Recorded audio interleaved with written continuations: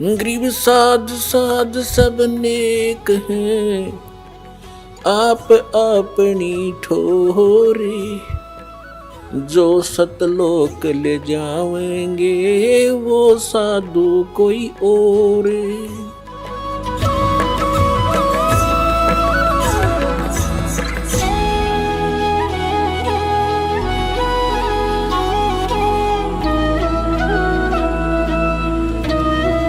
ಈಗ ಪ್ರಸಂಗ ನಡೆಯುತ್ತಿದೆ.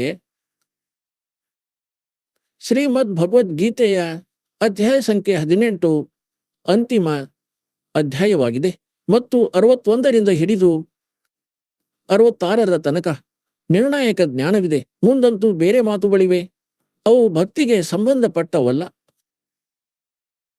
ಈಗ 61ರಿಂದ ಹಿಡಿದು ಮಾತ್ರ 66ರ ತನಕ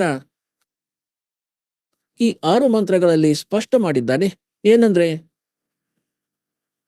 ಈಗ ಇಲ್ಲಿ 18ನೇ ಅಧ್ಯಾಯದ 61 ಮತ್ತು 62ರಲ್ಲಿ ಹೇಳಿದೆ, ಆ ಪರಮಾತ್ಮ ಸಮರ್ಥನಾಗಿದ್ದು ಎಲ್ಲರನ್ನು ಕರ್ಮದ ಅನುಸಾರ ನಡೆಸುತ್ತಾನೆ. ಯಾರ ಕರ್ಮಗಳು ಹೇಗಿವೆಯೋ ಅದರನುಸಾರ ಅವನು ಕಾರ್ಯ ಮಾಡುತ್ತಿರುತ್ತಾನೆ ಮತ್ತು ಆ ಪರಮೇಶ್ವರನ ಶರಣಕ್ಕೆ ಹೋಗುವುದರಿಂದಲೇ ಪರಮಶಾಂತಿಗೆ ಪ್ರಾಪ್ತನಾಗುವೆ, ಸನಾತನ ಪರಮಧಾಮಕ್ಕೆ ಹೋಗುವೆ.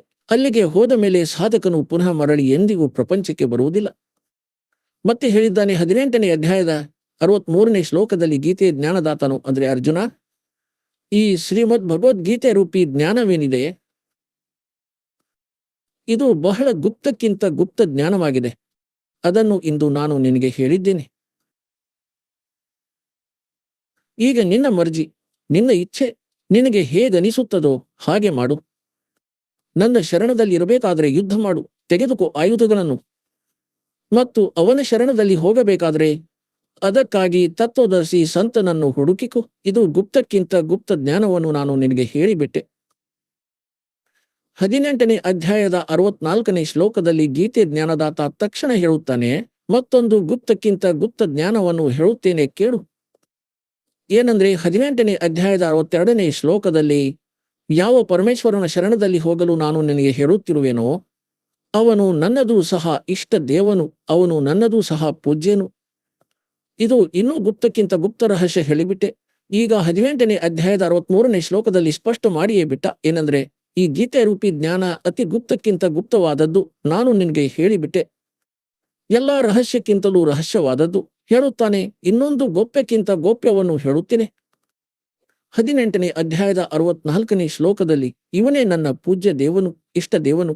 ಇಷ್ಟಮೇ ಅಸಿ ದೃಢಂ, ಇದು ಪಕ್ಕಾ ಸತ್ಯ, ನೋ ಡೌಟ್. ಮತ್ತೆ 18ನೇ ಅಧ್ಯಾಯದ 65ನೇ ಶ್ಲೋಕದಲ್ಲಿ ಹೇಳಿದ್ದಾನೆ, ಅರ್ಜುನ, ಒಂದೊಮ್ಮೆ ನನ್ನ ಶರಣದಲ್ಲಿ ಇರಬೇಕಾದ್ರೆ ನಾನು ಮಾತು ಕೊಡುತ್ತೇನೆ.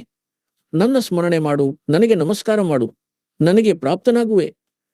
18ನೇ ಅಧ್ಯಾಯದ 66ನೇ ಶ್ಲೋಕದಲ್ಲಿ ಮತ್ತೆ ನಿರ್ಣಯ ಕೊಟ್ಟ, ಒಂದೊಮ್ಮೆ ನಿನಗೆ ನನ್ನ ಶರಣದಲ್ಲಿ ಇರಬೇಕಾದ್ರೆ, ಮೊದಲೇ ಹೇಳಿದ್ದೇನೆ, ಅವನ ಶರಣಕ್ಕೆ ಹೋಗಬೇಕಾದ್ರೆ ಸರ್ವಧರ್ಮಾನ್ ಪರಿತ್ಯಜ್ಯ ಮಾಂ ಏಕಂ ಶರಣಂ ವ್ರಜ್.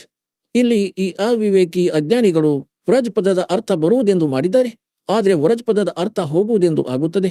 ಈಗ ಇಲ್ಲಿ ಇವರು ಹೇಳುತ್ತಾರೆ, ಅರ್ಜುನ, ನೀನು ಸರ್ವಭಾವದಿಂದ ಸರ್ವಧರ್ಮಾನ್ ಪರಿತ್ಯಜ್ಯ ಮಾಂ, ನನ್ನ ಸ್ಥಳದ ಎಲ್ಲಾ ಪೂಜೆಗಳನ್ನು ಬಿಟ್ಟು ನನ್ನ ಶರಣದಲ್ಲಿ ಬಂದು ಬಿಡು.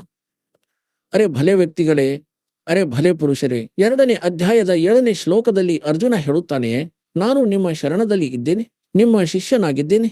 ಈಗ ನನ್ನ ಬುದ್ಧಿ ಕೆಲಸ ಮಾಡುತ್ತಿಲ್ಲ, ನನ್ನ ಹಿತದಲ್ಲಿರುವಂತೆ ನೀವು ನನಗೆ ಸಲಹೆ ನೀಡಿ. ಹಾಗಾದರೆ ಶ್ರೀಕೃಷ್ಣನ ಶರಣದಲ್ಲಿ ಅರ್ಜುನನಂತೂ ಮೊದಲೇ ಇದ್ದ. ಅಲ್ಲಿ ಹೇಳಿದ್ದಾರೆ, ಸರ್ವಧರ್ಮಾನ್ ಪರಿತ್ಯಜ್ಯ ಮಾಂ ಏಕಂ ಶರಣಂ ವ್ರಜ್. ವ್ರಜ್ ಅಂದರೆ ಹೋಗು ಎಂದಾಗುತ್ತದೆ, ಬಾ ಅಲ್ಲ.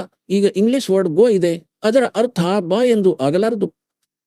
ಸೆಂಟೆನ್ಸ್ ಬೇಕಾದೆ ಅದರದು ಎಷ್ಟೇ ಮಾಡಿಕೊಳ್ಳಿ. ವ್ಯಾಕರಣದಲ್ಲಿ ಹೀಗಿದೆ ಹಾಗಿದೆ ತಲೆಹರಟೆ ಮಾಡಿ ಮೂರ್ಖರನ್ನಾಗಿಸುತ್ತಾರೆ. ಇವರಿಗೆ ಸ್ವಲ್ಪವೂ ಜ್ಞಾನವಿಲ್ಲ. ಇದರಲ್ಲಿ ಹೇಳಲಾಗಿದೆ, ಸರ್ವಧರ್ಮಾನ್ ಪರಿತ್ಯಜ್ಯ ಮಾಂ, ನನ್ನ ಸ್ತರದ ಎಲ್ಲಾ ಧಾರ್ಮಿಕ ಪೂಜೆಗಳನ್ನು ನನಗೆ ಕೊಟ್ಟು ಬಿಡು. ಪರಿತ್ಯಜ್ಯ, ಅವು ಯಾವ್ಯಾವ? ಓಂ ಮಂತ್ರದ ಜಪವಿದೆ, ಓಂ ತತ್ ಸತ್, ಇದು 3 ಮಂತ್ರಗಳ ಜಪವಿದೆ, ನಿಮಗೆ ಕೊಡಲಾಗುತ್ತದೆ ಕಂಪ್ಲೀಟ್ ಕೋರ್ಸ್ ಪ್ರಾಪ್ತವಾದಾಗ. ಹೀಗೆ ಓಂ ಮಂತ್ರವೇನಿದೆ ಇದು ಬ್ರಹ್ಮನ ಸಾಧನೆಯಾಗಿದೆ, ಇವನ ಸ್ತರದ ಧಾರ್ಮಿಕ ಸಂಪಾದನೆಯಾಗಿದೆ, ಇವನಿಗೆ ಕೊಟ್ಟು ಬಿಡೋಣ. ಮೊದಲು ನಾವು ಇದನ್ನು ಬ್ರಹ್ಮಲೋಕಕ್ಕೆ ಹೋಗಿ ನಷ್ಟ ಮಾಡುತ್ತಿದ್ದೆವು, ದೇವತೆಗಳಾಗುತ್ತಿದ್ದೆವು. ನಮ್ಮ ಧನವನ್ನು ನಾಶ ಮಾಡಿ ಕತ್ತಿಯಾಗುತ್ತಿದ್ದೆವು. ಈಗ ನಮಗೆ ಜ್ಞಾನವಾಯಿತು, ಇದರ ಯಾವುದೇ ಪ್ರತಿಫಲವನ್ನು ಪಡೆಯುವುದಿಲ್ಲ, ನಮ್ಮ ಗಳಿಕೆಯನ್ನು ನಾಶ ಮಾಡುವುದಿಲ್ಲ. ನಮ್ಮ ಮೇಲೆ ಇವನ ಋಣವಿದೆ, ಏಕೆಂದರೆ ಈ ಪೃಥ್ವಿ ಇವನು ತಪಸ್ಸು ಮಾಡಿ ಪ್ರಾಪ್ತಿಸಿಕೊಂಡಿದ್ದಾನೆ ಮತ್ತು ನಾವು ಇದರಲ್ಲಿ ವಿನಾಕಾರಣ ಬಂದು ಬಿಟ್ಟೆವು. ಈಗ ಇವನು ನಮ್ಮನ್ನು ನೌಕರ ಮಾಡಿಬಿಟ್ಟ. ದುಡಿಯಿರಿ ಮತ್ತು ತಿನ್ನಿರಿ ಹಾಗೂ ನನಗೆ ಟ್ಯಾಕ್ಸ್ ಕೊಡಿ ಎಂದು ನಮ್ಮನ್ನು ನೌಕರ ಮಾಡಿಬಿಟ್ಟ ಬಂಧಕ.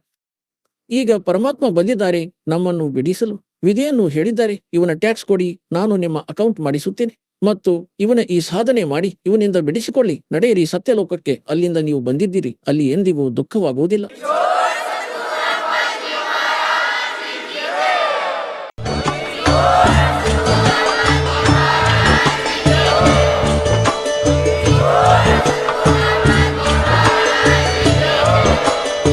ನೀವು ಕೇಳಿದ್ದೀರಿ ಜಗದ್ಗುರು ತತ್ವದರ್ಶಿ ಸಂತ ರಾಮ್ಪಾಲ್ ಮಹಾರಾಜರ ಮಂಗಳ ಪ್ರವಚನ.